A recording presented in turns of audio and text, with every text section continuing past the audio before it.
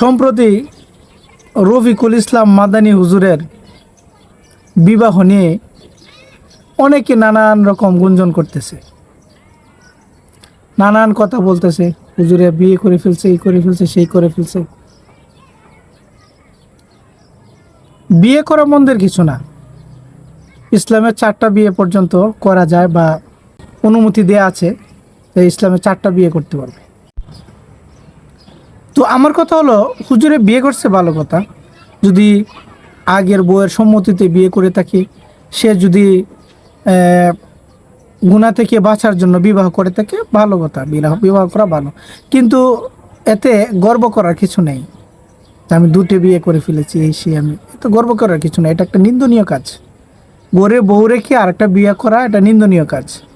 ভিক্ষাবৃত্তি করে হাত পেতে টাকা নেওয়া নিন্দনীয় কাজ। বউ তালাক দেয়া নিন্দনীয় কাজ। জায়েজ থাকলেও এগুলা নিন্দনীয়। এত আনন্দে আত্মহারা হওয়ার কিছুই নাই।